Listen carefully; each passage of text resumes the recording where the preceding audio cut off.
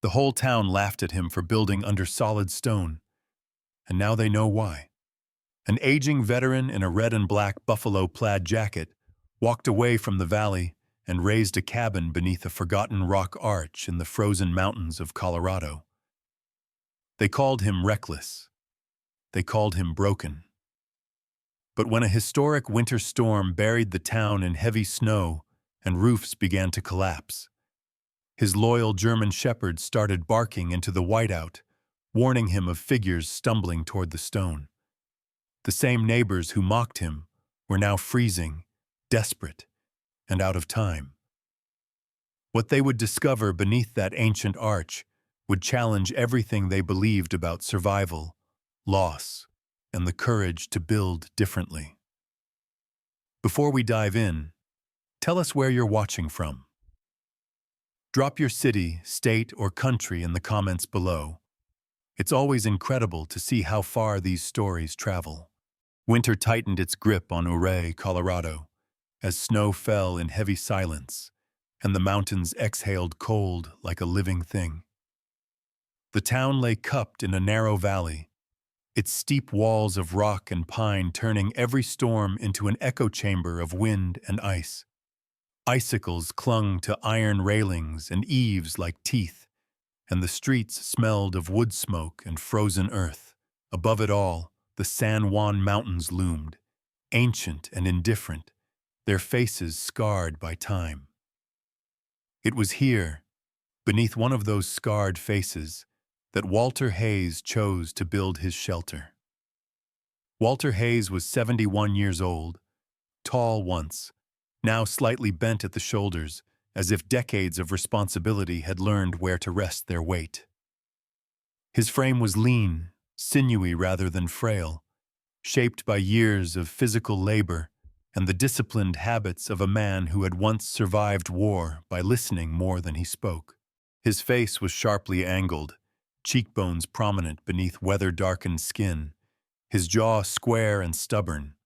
A thick, steel-gray beard covered his chin and upper lip, trimmed short but never neat, as if grooming ranked low on his list of priorities. His eyes, pale blue, almost colorless, had the steady watchfulness of someone who had learned that danger often arrived quietly.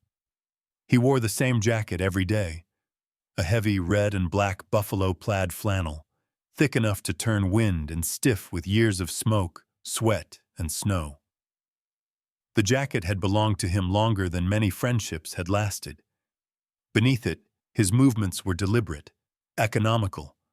Nothing was wasted, not steps, not words, not emotion.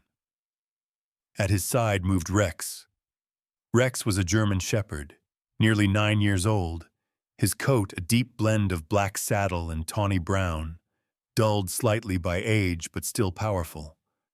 A pale scar ran through the fur above his right eye, a remnant of a winter snare years back. His ears stood alert even when his body rested, and his amber eyes missed nothing. Rex carried himself with quiet authority, the posture of a dog who had learned his human was not fragile and did not need constant reassurance. Loyalty radiated from him not as excitement, but as certainty. Together, man and dog stood beneath the stone arch. The formation rose above them like a frozen wave arrested in mid-crash, a massive sandstone overhang thrusting outward from the mountain's face. It had taken thousands of years to form, layered stone compressed into a broad, curving shelf that blocked wind and sky alike. Snow blew past its edge but could not linger beneath it. The ground below remained strangely bare, dusted only by stray flakes that melted almost instantly against the warmer rock. Walter had discovered the arch late in the previous spring, while scouting higher ground for firewood. He had stood beneath it for hours, running his gloved hand along the stone, feeling how it held the day's warmth long after the sun dipped behind the peaks. He had listened to the wind howl across the exposed ridges, and then vanish the moment it crossed the invisible boundary beneath the rock. In that silence, something inside him, something long broken, had gone still. so he stayed. By midwinter, word had spread through Ouray that the old veteran had lost his remaining sense. The townspeople saw him hauling logs up the narrow trail with a stubborn mule, stacking stone piers beneath the arch, instead of digging a foundation in the valley like everyone else. They saw smoke rising from a crude chimney, placed not under open sky, but beneath rock. To them, it looked like suicide dressed as ingenuity. One afternoon, a small group gathered near the general store, stamping their boots and blowing into their hands against the cold. Among them stood Sarah Whitmore. Sarah was in her late 30s, tall and slender, with a posture that suggested both patience and quiet endurance. Her dark auburn hair was always pulled back into a loose braid, strands escaping to frame a pale face dusted with freckles. Her skin had the translucence of someone accustomed to long winters, and her gray eyes carried a softness that bordered on sourness. She had been widowed 3 years earlier when a mining accident took her husband, and grief had refined her into a woman who spoke gently, but rarely without purpose. She watched Walter from a distance as he worked beneath the arch. "That rock's going to kill him," said Marcus Holden, a thick-necked carpenter with a booming voice and a beard so dense it gathered frost. Marcus was broad-shouldered, his hands permanently scarred from decades of saw and hammer. Confidence clung to him like sawdust. "Stone cracks. Mountains move. You don't sleep under something you can't fix." Sarah didn't answer right away. She adjusted the wool shawl around her shoulders and narrowed her eyes, studying the way the wind curved around the arch instead of through it. "He's not building a roof," she said finally. "He's borrowing one." Marcus laughed, a sharp bark of sound swallowed by the cold. "Borrowing from a mountain? That's rich." Others joined in. A few shook their heads. Someone muttered that grief had finally hollowed the man out. Walter heard none of it. Or rather, he heard it the way one hears distant thunder aware, but unmoved. He drove the last support stone into place with slow, careful strikes, each movement precise. His hands, though knotted with age, were steady. As he worked, his thoughts drifted not to the town, but to memory. Evelyn. Her name came to him without warning, as it often did when the wind changed. Evelyn Hayes had been small, barely 5'3", with fine blonde hair that never behaved and eyes the color of summer lakes. She had laughed easily, even during hard seasons, and had truly believed that if you followed the rules, life would eventually reward you. She trusted manuals, traditions, and neighbors. Walter had trusted her. Their valley cabin had followed every guideline: proper roof pitch, reinforced beams, good craftsmanship. It had failed anyway. The night the roof collapsed, Walter had survived by inches. Evelyn had not. That moment had cleaved his life into before and after. Before, he had believed in shared wisdom. After, he believed only in observation. Beneath the arch, Walter felt no fear, only a calm attentiveness that reminded him of long nights overseas, when listening had meant living. Rex padded over, placing his broad head against Walter's thigh. The dog's fur was warm, solid, real. "You hear them too?" Walter murmured, not expecting an answer. Rex's ears flicked toward the valley, then back to the mountain. He gave a single low huff and sat, facing outward, sentinel and companion both.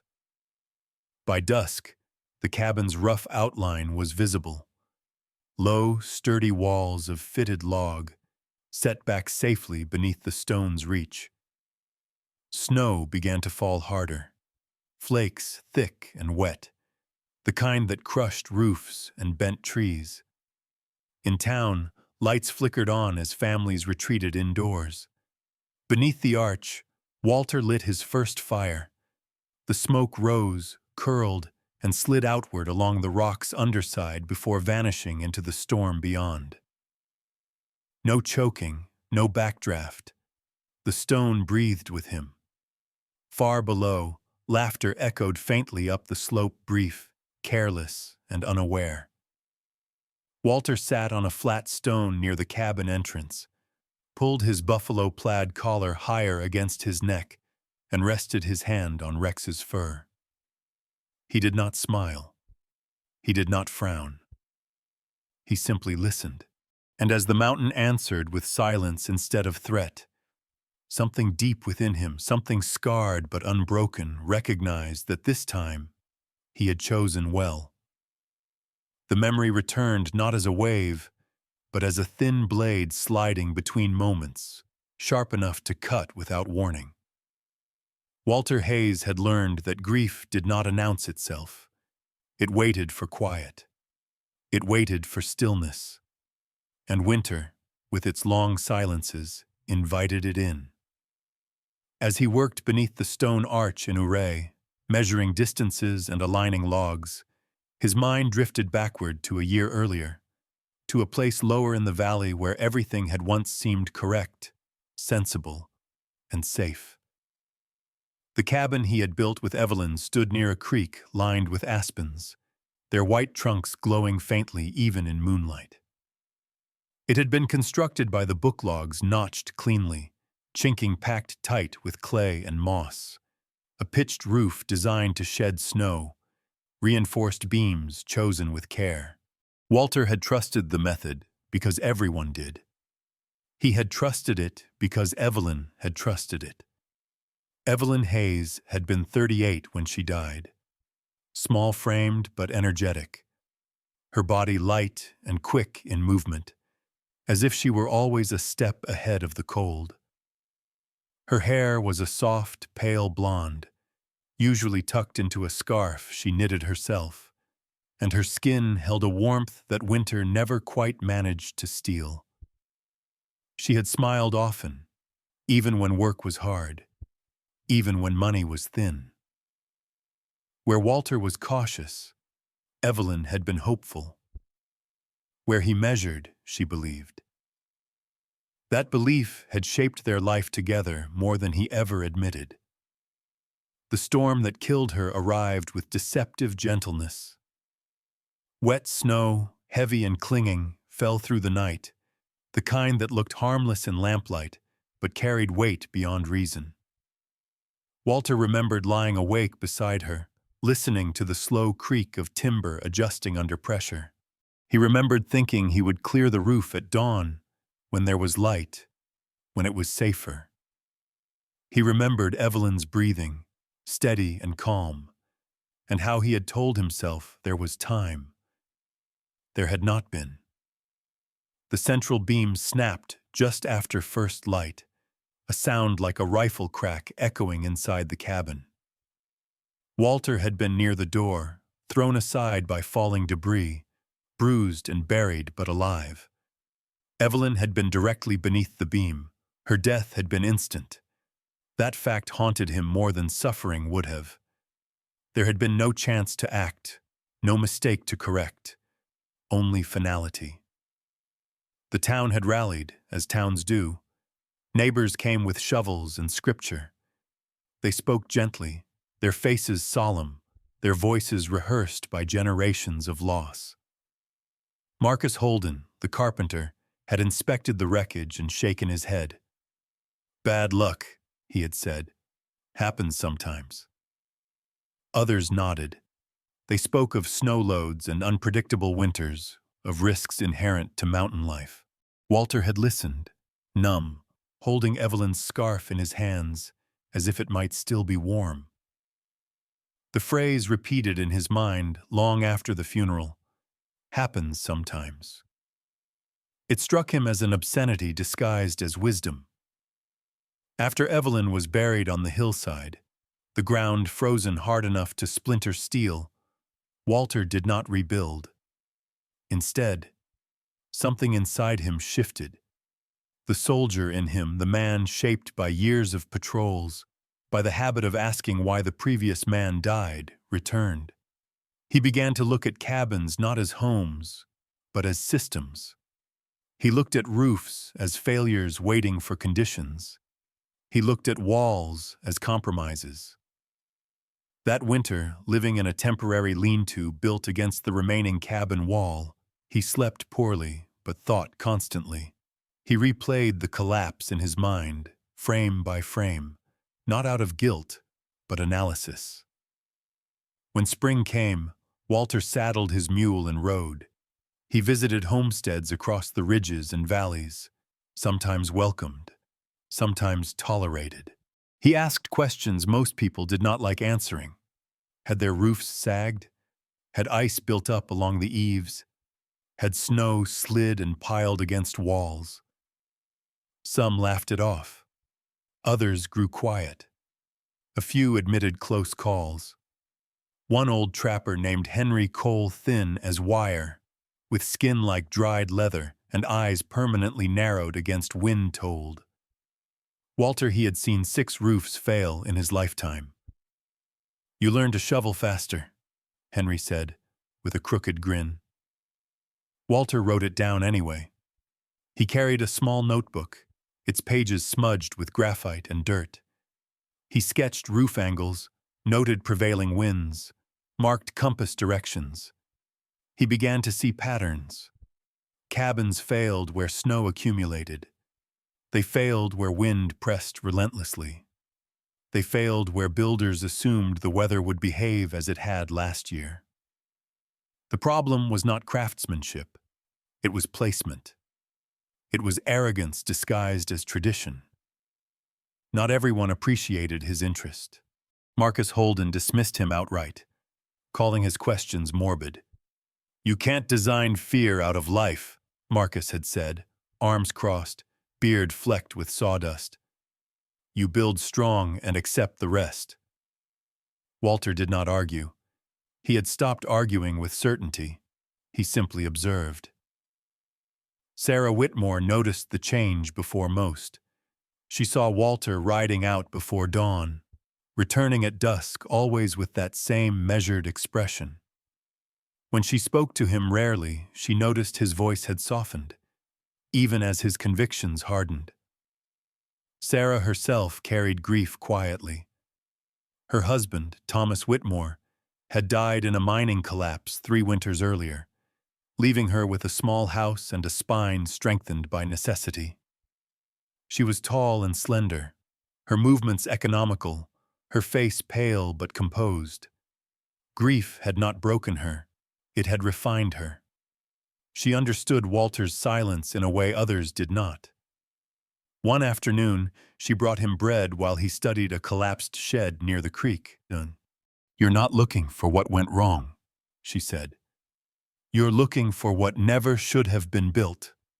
Walter looked at her then, really looked, and nodded once. Exactly. The breakthrough came by accident, as most honest insights do.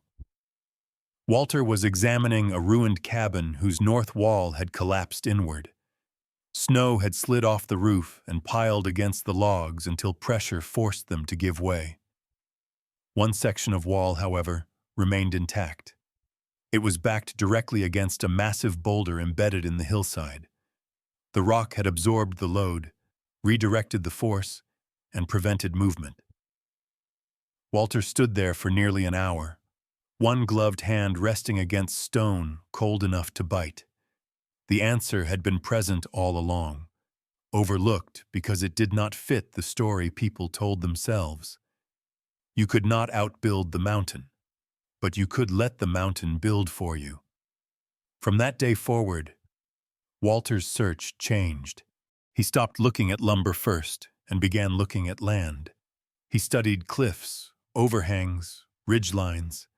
He paid attention to where snow did not settle, where wind curved instead of struck. Most formations were wrong, too unstable, too exposed, too shallow. But then, late in June, he found the stone arch above Ouray. standing beneath it, feeling warmth radiate from ancient rock. Listening to silence where there should have been roar, he understood that Evelyn had not died because he failed to build strongly enough. She had died because he had built in the wrong place. The cabin under the arch was not defiance. It was repentance. As Walter laid out the first stones beneath that shelter, Rex watched him with patient eyes, occasionally lifting his head to scan the slopes. The dog had aged, but his body remained powerful, his presence grounding. Rex had been with Walter since shortly after Evelyn's death, a rescue from a rancher who could no longer keep him. The dog had arrived wary but steady, as if he too recognized broken men and stayed anyway. By the time the first real winter clouds rolled over the San Juans again, Walter had finished his measurements and begun true construction. The town still laughed. They said grief had turned him strange. They said the rock would fall. They said solitude would finish what war had started. Walter let them speak. He had stopped trying to convince anyone who had not buried someone beneath a roof. Beneath the arch, as snow began to whisper against stone, he drew his plans in the dirt with a stick, each line deliberate. Loss had taken his past. It would not be allowed to take his future. This time the mountain would stand between him and winter, and for the first time since Evelyn's death, Walter felt something close to trust, not in people, not in tradition, but in what had already survived 1,000 storms. Walter Hayes came to understand that the more a man tried to strengthen a roof, the more he resembled someone raising bare hands against thunder. Strength was not the problem. Placement was. This realization did not arrive in a moment of inspiration, but through weeks of slow, deliberate searching, the kind that stripped illusions away layer by layer. After the loss of Evelyn and the long rides through surrounding homesteads, Walter stopped asking how people built and began asking where they built. He climbed ridgelines before dawn, followed animal trails across frozen scree, and stood for hours in falling snow simply watching how wind behaved when it met stone. Ouray's high country revealed its secrets reluctantly. Snow told stories if one paid attention, where it gathered thick and dangerous, where it slid cleanly away, where bare rock stayed exposed even after long storms. Wind left its own signatures, scouring some faces raw while leaving others strangely calm. Walter carried no romantic illusions about nature. War had taught him better. Nature was not kind, but it was honest. It never pretended to be safer than it was. Rex accompanied him on every excursion. The German shepherd moved with the measured confidence of an animal that understood terrain instinctively. His body was powerful despite age, his gait economical, conserving energy on steep climbs. When Walter stopped to observe, Rex stopped too, ears erect, eyes scanning. More than once, Rex's low warning growl alerted Walter to distant movement elk shifting above the tree line, a lone mountain goat navigating cliffs, or occasionally another human far off, curiosity drawing them toward the old veteran's solitary figure. Walter came to trust Rex's instincts as much as his own measurements. The dog did not analyze, but he never misjudged threat or presence. It was during one of these long days that Walter returned again to the stone arch. He did not approach it as a discovery anymore, but as a partner. He studied the ground beneath it, scraping away debris to expose the natural sandstone floor. He poured water from his canteen and watched how it flowed, noting how the slight slope guided moisture outward rather than inward. He marked where drips formed during brief spring rains and where stone remained dry. He tested the rock face itself, pressing his palm against it at different times of day, learning how it stored heat like a patient animal absorbing sun. Walter's military background surfaced in his work habits. He mapped the alcove carefully, driving small stakes into cracks in the rock and running string lines between them. Each measurement was checked twice. He did not rush. Rushing had no place here. The arch did not demand speed. It demanded respect. Slowly, a plan emerged, not on paper at first, but in his mind, layered and refined like a campaign drawn against an enemy that never slept. The cabin would sit far enough back that even wind-driven snow could not reach it. Its roof would exist not to carry weight, but to contain warmth. The ground, unyielding sandstone, would not be cut or dug. Instead, Walter decided to build upward, placing stone piers that compensated for the natural slope. This choice came from necessity, but also from philosophy. He was no longer interested in forcing land to submit. He would adapt to what was already there. Word of his intentions spread quickly through town. Marcus Holden was the loudest voice of objection. The carpenter's skepticism had hardened into irritation. Marcus was a man shaped by his hands, broad, scarred, permanently rough. His beard, thick and dark despite streaks of gray, framed a face accustomed to being right. He took pride in structures that stood because he had built them.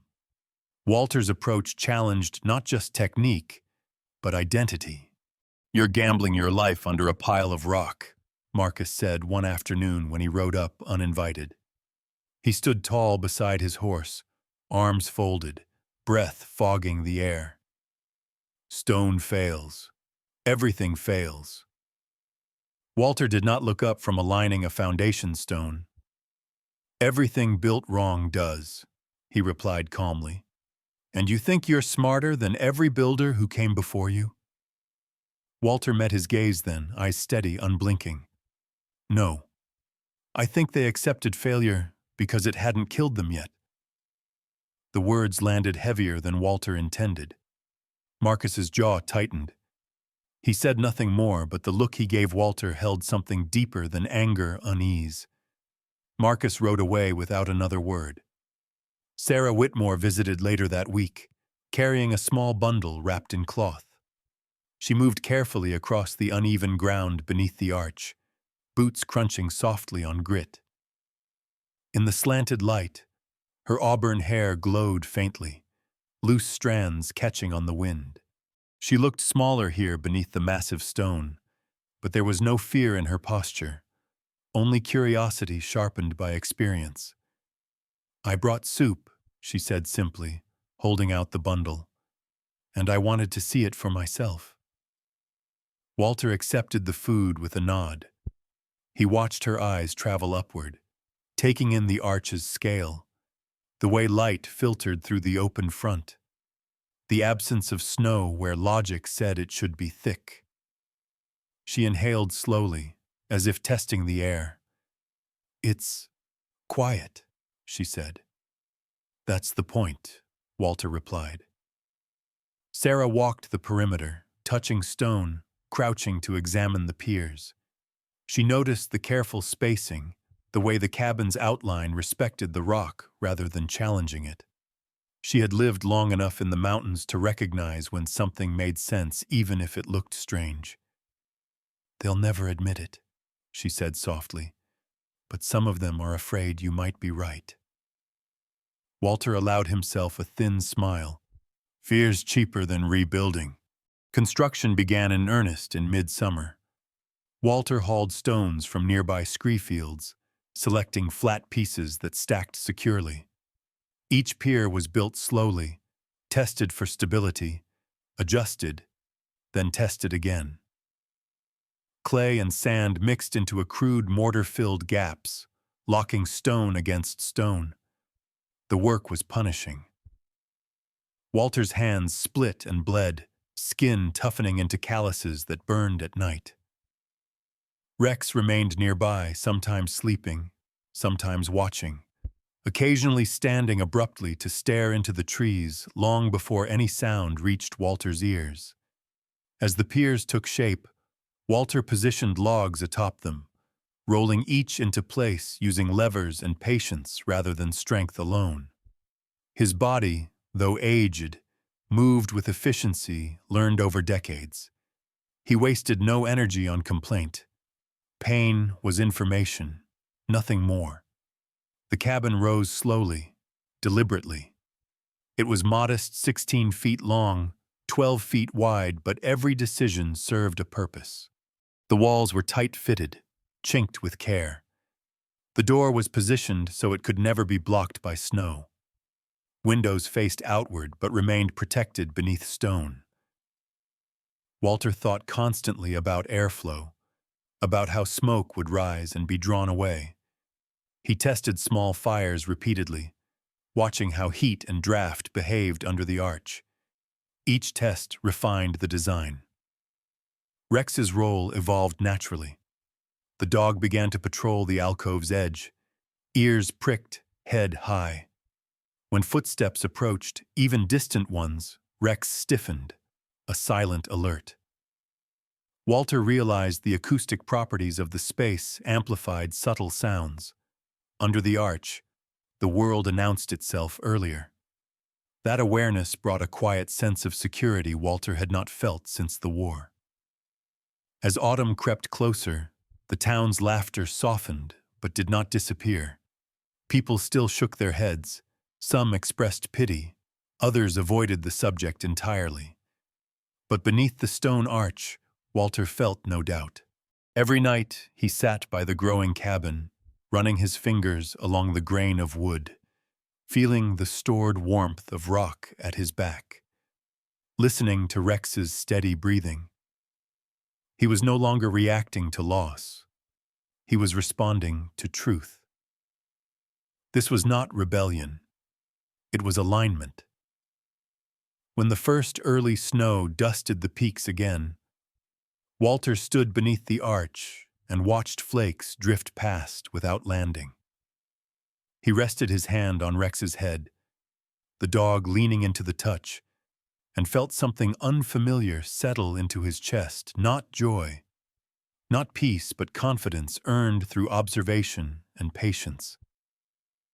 For the first time since Evelyn's death, Walter Hayes was not waiting for winter to prove him wrong. The storm arrived without drama, which was how the dangerous ones always came.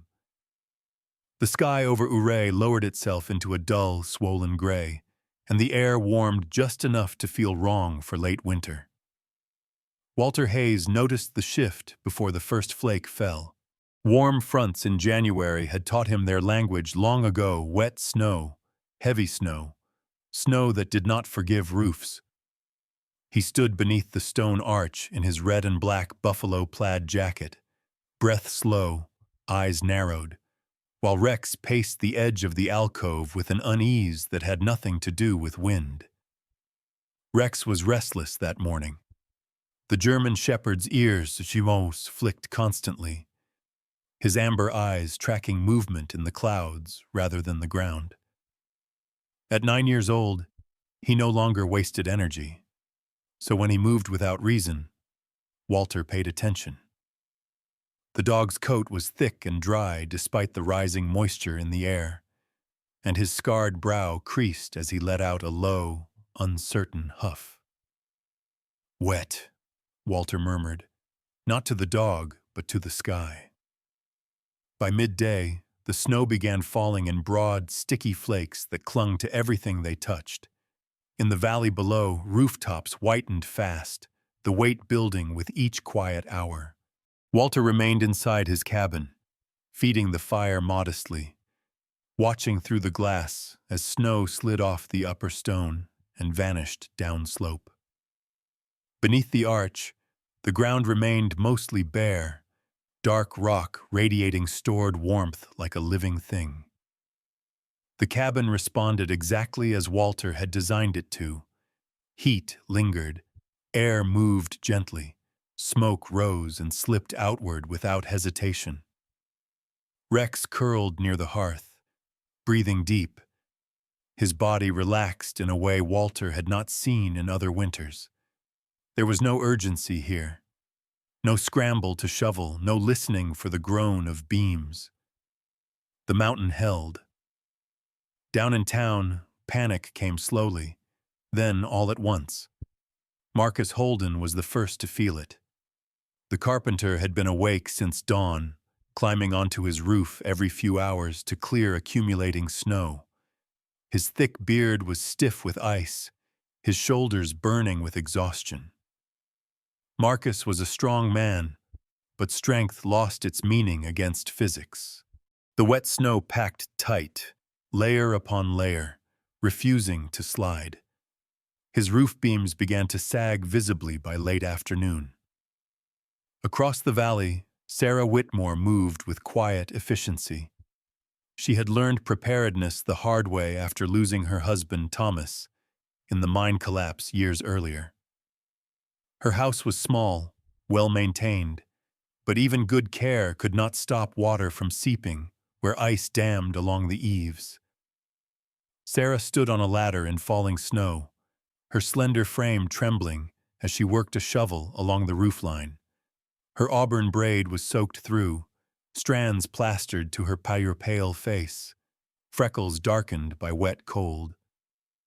She did not panic, but she did not pretend either. This storm was different. By nightfall, the sound of stress filled the valley. Wood complained, nails protested, men shouted instructions through wind. Families moved furniture away from sagging ceilings. Fires were fed relentlessly, not for warmth alone, but fear. Under the stone arch, Walter listened. He heard the wind howl beyond the invisible boundary of shelter. He heard snow hammer the exposed cliff face above. He heard Rex's breathing and the steady tick of cooling stone near the back wall. What he did not hear were the sounds that had haunted him for years, the deep groan of a roof under too much weight, the sudden crack that meant there was no more time. Walter felt no triumph, only confirmation. The storm worsened overnight. By dawn, more than a foot of wet snow buried the town. Marcus Holden's roof partially failed just before sunrise, the central ridge bowing dangerously. He and two neighbors barely managed to evacuate his family before a section collapsed inward, snow and timber exploding into the living room. No one was killed, but shock settled deep into their bones. Families began consolidating, crowding into the few houses still holding. Fires burned non-stop, supplies dwindled, injuries accumulated, sprained wrists, frost-bitten fingers, exhaustion-induced mistakes. The town had not yet broken, but it was bending hard. It was Thomas Brennan who finally spoke what others had begun to think. Thomas was a broad-shouldered man in his early 50s, his hair thinning, his face permanently reddened by years of wind and whiskey. He ran the general store and had survived in Ouray long enough to recognize when stubbornness turned suicidal. He stood among the gathered men in a crowded cabin, listening to the roof creak above them, and remembered the old veteran beneath the stone. "That place of Walter's," Thomas said slowly, "the one under the rock." Several heads turned. Someone scoffed weakly. Another cursed. Marcus Holden, his confidence stripped raw by failure, said nothing. His hands trembled slightly as he warmed them near the fire. "It might be the only roof not taking snow," Thomas continued. "If it's half as protected as he claimed, it could hold a few people." Silence followed. The idea felt humiliating, dangerous, necessary. 6 men volunteered. Not heroes, just men with enough strength left to try. Marcus was among them, his pride already broken enough to allow the climb. They dressed in layers, wrapped scarves tight, and stepped into a world that seemed determined to erase them. The climb took hours. Snow reached their waists in places, wind knocking them sideways without warning. More than once, one man fell and had to be dragged upright. When they finally reached the ridge near the stone arch, all 6 were near collapse. Walter heard them long before he saw them. Rex lifted his head, ears sharp, body tense. He stood and moved toward the edge of the alcove, letting out a single bark that cut cleanly through the storm. Walter rose slowly, pulling on his jacket, heart steady. When the figures emerged from the white, stumbling and gasping, the contrast was brutal. They stepped from chaos into calm, as if crossing worlds. Marcus Holden dropped to his knees the moment he reached bare stone. His beard was encased in ice, his eyes red-rimmed and hollow. He looked older there, smaller. Walter did not speak. He simply gestured them inside. The cabin filled with steam and silence as frozen men thawed. Walter heated water, handed out blankets, checked fingers and toes with practiced calm. Rex lay near the door, watching, his presence steady and unquestioning. No one laughed now. Later, when breath returned and hands stopped shaking, Marcus finally looked at Walter. Shame sat heavy in his posture, bending him more than age ever had. "You were right," Marcus said quietly. "About the roof, about the place." Walter met his gaze, then looked away. "I was tired of being wrong," he replied. The storm passed the following night. Clear skies followed, cold and sharp. The town emerged battered but alive. Several homes were destroyed. Others were compromised beyond repair. Word traveled quickly about the cabin beneath the stone. Laughter did not return. The third night of the storm arrived like a verdict already decided, the kind that did not ask permission or offer mercy. And by then, the town of Ouray was no longer fighting winter so much as enduring it. Snow had fallen without pause for days, heavy and wet at first, then dry and biting as the temperature dropped sharply after sunset. Roofs that had survived the initial onslaught now sagged under cumulative weight, their beams weakened by invisible fractures, their owners hollow-eyed with exhaustion. Fires burned low in crowded rooms, where families pressed together for warmth, the air thick with smoke, sweat, and fear. In one such house, Sarah Whitmore sat on a narrow bench near the wall, her long frame folded inward, hands wrapped around a chipped mug of lukewarm tea. Her auburn hair had come loose from its braid and fell around her pale face in damp strands, freckles standing out against skin drained of color. She had helped 2 neighboring families move in earlier that day after their roofs failed, and now she listened to the ceiling creak above them, each sound tightening something deep in her chest. She was not panicking, but she was calculating, the way grief teaches people to do when hope becomes a fragile resource. Across the room, Marcus Holden stood with his back to the fire. His once confident posture collapsed inward, shoulders slumped as though carrying more than wet wool and fatigue. The thick-bearded carpenter looked older than his years, his hands swollen and raw, the lines around his eyes carved deeper by the knowledge that his craft, the thing he had trusted his entire life, had betrayed him when it mattered most. It was Marcus who finally said it aloud, his voice low and stripped of pride. "We won't last another night like this." No one argued. Food was nearly gone in the makeshift shelter, firewood dwindling at an alarming pace, and the effort of keeping roofs clear had broken men who were used to physical labor. Someone mentioned frostbite in a child's toes. Someone else whispered about a roof that had cracked, but not yet fallen.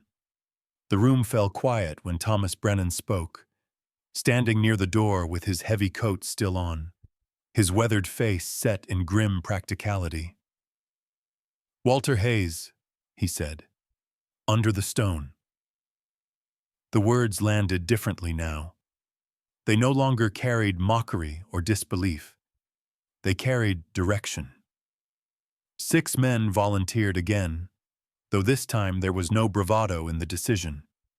They dressed slowly, methodically, layering clothing stiff with ice, tying scarves tight against their faces. Marcus was among them, his movements stiff but determined, his eyes avoiding the others as if shame were something that could be contagious.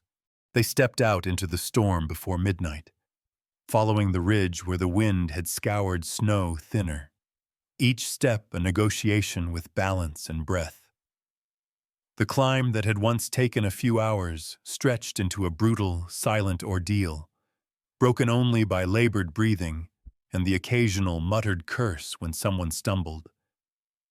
By the time the dark mass of the stone arch emerged through the blowing snow, all 6 were near collapse, their faces white with cold, lips cracked and blue, eyelashes crusted with ice. Walter Hayes heard them long before they reached the alcove. Rex, who had been lying near the hearth, rose suddenly, his powerful body taut, ears forward, a low warning rumbling in his chest. Walter stood, pulling on his red and black buffalo plaid jacket, the fabric heavy with warmth and familiarity. He did not rush. He moved with the same deliberate calm that had defined him since the war, since Evelyn's death, since he had learned that panic was a luxury reserved for those who had not yet lost everything. When the men finally stumbled into the protected space beneath the stone, the contrast was so stark that 2 of them simply stopped walking, staring in disbelief at the bare ground, the absence of wind, the quiet. Marcus dropped to one knee, his breath coming in ragged bursts, his beard dripping meltwater onto the rock. Walter opened the cabin door without a word. Inside, the air was warm but not stifling, the fire steady rather than roaring, its heat held gently by the surrounding stone. Walter moved among them with practiced efficiency, setting water to boil, handing out blankets, checking hands and faces for signs of severe frostbite. His movements were firm but gentle, the way one handled injured soldiers without drawing attention to their weakness. Rex lay near the door, watching the men with calm, amber eyes, his presence neither threatening nor submissive, simply there. For a long while, no one spoke. Steam rose from wet clothing. Shivering slowly subsided. When breath returned to something like normal, Marcus finally lifted his head and looked at Walter, really looked at him.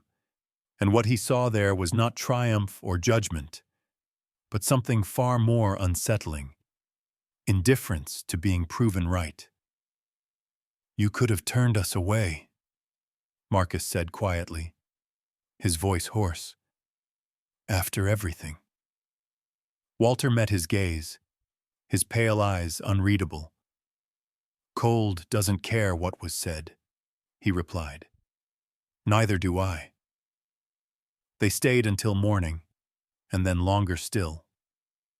The storm broke before dawn, the sky clearing abruptly, temperatures dropping hard as the clouds moved east. The men returned to town that afternoon, carrying word of what they had seen. By evening, others began to arrive, not in a rush, not in desperation, but with cautious humility. Some came to warm themselves. Others came simply to stand beneath the stone and feel what it meant to be protected without effort. Sarah Whitmore came 2 days later, her steps careful on the icy trail, her posture straight despite exhaustion. She stood beneath the arch, looking up at the stone with quiet reverence, then turned to Walter. "You didn't build a shelter," she said softly. "You found one." Walter nodded once. It was enough. Spring came late that year, and when it did, it revealed a town permanently altered. 9 cabins had been destroyed entirely. Others bore scars that would never fully heal. Walter's cabin beneath the stone stood unchanged, needing nothing more than smoke swept from the hearth and ashes cleared from the firebox. People spoke differently now. Laughter had vanished from their voices when they mentioned the old veteran on the ridge. Instead, there was something like respect, tempered by the uncomfortable realization that tradition had nearly killed them. Over the following months, several families relocated, seeking overhangs, cliffs, and natural shelters. They asked Walter questions, not as a curiosity, but as a student asks a teacher. He answered plainly, never preaching, never boasting. He had not set out to change anyone's mind. He had only refused to die the same way twice.